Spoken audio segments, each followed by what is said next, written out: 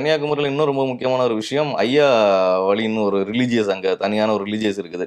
பெரும்பான்மையான குமரி மாவட்ட rooted peoples வந்து அதை தான் ஃபாலோ பண்ணுவாங்க. படமே முழுக்க முழுக்க நான் பிறந்து வளர்ந்து என்னோட ஊரில் பேஸ் பண்ணி தான் எடுத்தாங்க. அந்த ஊர் வாழ்வியல் ஒன்று இருந்தது. காலங்காலமாக வந்து அங்கே வந்து இந்த புறா பறத்துறது, பந்தயம் விடுறதுங்கிற அங்கே ஒரு ஒரு பெரிய ட்ரெடிஷன் இருந்தது. அங்கே பருந்து மாதிரி ஒரு பறவை, அதான் வந்து அங்கே பைரின்னு சொல்லுவோம். கழுகு எல்லாம் வந்து நம்ம வீட்டில் கோழி குஞ்சு கோழி வளர்க்கும் போது குஞ்சு தூக்கிட்டு போகுது பார்த்தீங்கன்னா, அந்த மாதிரி இது அதுவே தரையில் வந்து தூக்கிட்டு போவோம். இது வந்து ரொம்ப ஈஸியாக அதுங்களுக்கு கிடைக்கிறனால ஸ்கைலே எடுத்துகிட்டு போயிடும், கொத்தி ஸ்கைலே சாப்பிட்றோம். ஸோ அந்த மாதிரியான ஒரு பறவையோட பேர் தான் பைரி. சினிமா நம்ம எப்படி நம்ம எந்த மாதிரி சினிமா பார்த்து நம்ம எதில் இன்ஸ்பயர் ஆகணும்னு ஒன்று இருக்குதுல்ல. எனக்கு வந்து இயல்பாக நான் ஃபாலோ பண்ண ஃபிலிம் மேக்கர்ஸ் இது எல்லாமே பார்த்தீங்கன்னா, எனக்கு சேரன் சார் ரொம்ப பிடிக்கும், வசந்தபாலன் சார் ரொம்ப பிடிக்கும் எனக்கு. ஸோ என்னோட கிராஃப்ட் இப்படியா இருக்கும்போது அப்புறம் நான் ஃபாலோ பண்ணுற ஃபிலிம் மேக்கர்ஸ் ஃபிலிம்ஸாக வந்து என்ன இன்ஸ்பயர் பண்ண ஃபிலிம்ஸ்லாம் பார்த்தீங்கன்னா, ரொம்ப ரொம்ப பிடிச்ச படங்கள் பார்த்தீங்கன்னா, எனக்கு இந்த ரியல் லைஃப் ஓட ரொம்ப ஒரு கனெக்டிவிட்டியாக இருக்கும். ஸோ எனக்கு வந்து அந்த மாதிரியான படங்கள், ரியல் லைஃப் கனெக்டிவிட்டி படங்கள் பண்ணணுங்கிறது தான் எப்போவுமே ஒரு பெரிய ட்ரீமாகவே இருந்தது. ஓகே, நவ் கமிங் டு பைரி. பைரினா என்ன சார்?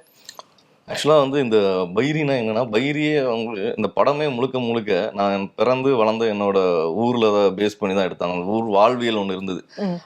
காலங்காலமாக வந்து அங்கே வந்து இந்த புறா பறத்துறது, பந்தயம் விடுறதுங்கிற அங்கே ஒரு ஒரு பெரிய ட்ரெடிஷன் இருந்தது அங்கே. ஸோ அதை பேஸ் பண்ணி தான் நான் படமாக எடுத்தேன். இந்த பைரிங்கிறது என்னன்னா, அந்த ஊரோட வட்டார வழக்கு வார்த்தை என்னன்னா, அந்த பருந்து மாதிரி ஒரு பறவை, அதான் வந்து அங்கே பைரின்னு சொல்லுவோம். ஸோ அது என்ன பண்ணணும்னா, நீங்கள் ஒரு பந்தயத்துக்கு நீங்கள் ஒவ்வொரு வருஷமும் நீங்கள் வந்து புறாவை வந்து நீங்கள் பந்தயத்துக்கு போகிறீங்கன்னா ஒரு 50 புறாவது நீங்கள் ப்ரீட் எடுப்பீங்க. எடுத்து அதை புது புறாக்களை தான் நீங்கள் பந்தயத்துக்கு தயார் பண்ணுவீங்க. ஸோ அப்போ பந்தயத்துக்கு தயார் பண்ணும்போது அந்த புறாக்களை வந்து நீங்கள் அதை பறத்து அதை கொஞ்சம் ஒரு பழக்க ஆரம்பிக்கும் போது அது என்ன பண்ணணும்னா ஸ்கைலே வந்து தூக்கிட்டு போயிடும் பைரி. ஸோ என்னன்னா, அந்த சின்ன கழுகுகள்லாம் வந்து நம்ம வீட்டில் கோழி வளர்க்கும் போது குஞ்சு தூக்கிட்டு போகுது பார்த்தீங்கன்னா, அந்த மாதிரி இது அதுவே தரையில் வந்து தூக்கிட்டு போவோம். இது வந்து ரொம்ப ஈஸியாக அதுங்களுக்கு கிடைக்கிறனால ஸ்கைலே எடுத்துகிட்டு போயிடும், கொத்தி ஸ்கைலே சாப்பிட்றோம். ஸோ அந்த மாதிரியான ஒரு பறவையோட பேர் தான் பைரி. ஸோ வந்து இந்த மாதிரி நீங்கள் புறா பறத்துறவங்களுக்கு பெரிய எதிரியே இந்த ஒரு பைரி தான். ஏன்னா நீங்கள் 50 புறா எடுத்தீங்கன்னா டுவர்ட்ஸ் எண்டில் வந்து உங்களுக்கு ஒரு 10-15 புறா தேர்றதே ரொம்ப கஷ்டம். அவ்வளோ புறாக்கள் அப்படி அனாவசியமாக வந்து எடுத்துகிட்டு போயிடும், சாப்பிட்டுட்டு போயிடும். ஸோ அந்த பறவையோட பேர் தான் படத்துக்கு பேராக வச்சிருந்தோம். Okay, very nice. பைரி அது வந்து உங்களோட முதல் படம் கரெக்டா? முதல் படத்திலே வந்து இப்போ யூஸ்வலா தமிழ் சினிமாக்கு வரவங்க பெரிய ஹைட்ஸ் போகணும் அப்படின்றதுனால கமர்ஷியலிசம் அதிகமா சூஸ் பண்ணுவாங்க. பட் நீங்க கமர்ஷியலிசம் அப்படின்றத தாண்டி உங்க முதல் படத்திலேயே கான்டென்ட் எடுத்துட்டு வந்து கொடுத்துருக்கீங்க, கதைக்களத்துல பெருசா ஈடுபட்டிருக்கீங்க. அப்படின்றதுக்கு என்ன காரணம்? என்ன what cave you the hope இந்த படம் நமக்கு ஒர்க் ஆகும், இதுதான் நான் ஃபர்ஸ்ட் படமா கொடுக்கறதுக்கு ரெடியா இருக்கேன்ற தைரியம் எங்க இருந்து வந்துச்சு சார்? எப்படி கிடைச்சது? அது என்னன்னா, நம்ம சினிமா நம்ம எப்படி நம்ம எந்த மாதிரி சினிமா பார்த்து நம்ம எதில் இன்ஸ்பயர் ஆகணும்னு ஒன்று இருக்குதுல்ல.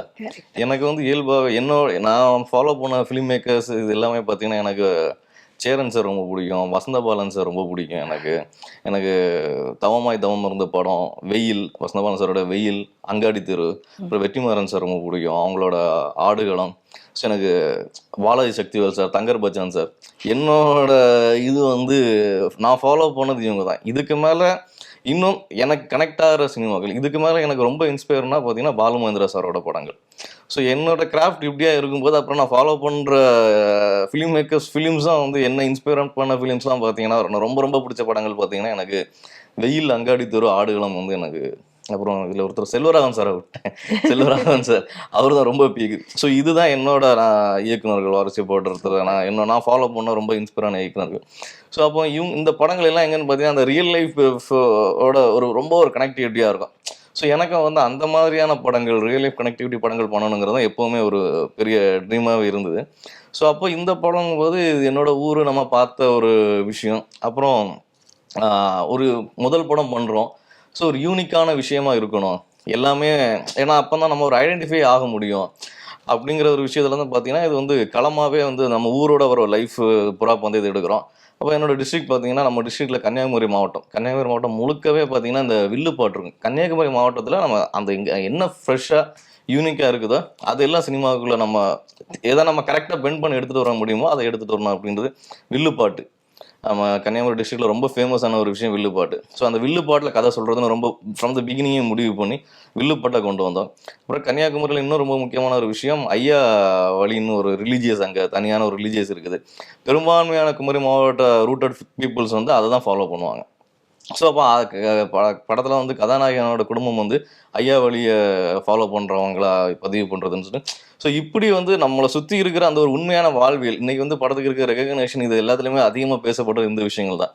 அதுக்காக மெனக்கட்டோம். ஸோ அது ஒரு முக்கியமான ஒரு அடையாளங்களாக பதிவு பண்ணப்படணும்னு நினச்சேன். ஸோ அதுதான் நமக்கு ரெகக்னேஷன் கிடைக்கும் அப்படிங்கிற மாதிரி ரொம்ப உறுதியாக நம்பினேன். ஸோ அதுதான் பைரியா வந்து இந்த ஒரு ரூட்டடாக எடுக்கவும் இன்னைக்கு இந்த அங்கீகாரங்கள் கிடைக்கிறதும் அதுதான் அமைஞ்சுது. எனக்கு அப்படி தான் பண்ணேன். சூப்பர். உங்களோட முதல் படத்திலேயே உங்க உங்க நீங்க வளர்ந்த இடம் அப்படின்ட்டு உங்க ஊரை பெருமையா சொல்ற மாதிரி சூப்பரா பண்ணிட்டீங்க ஆக்சுவலி.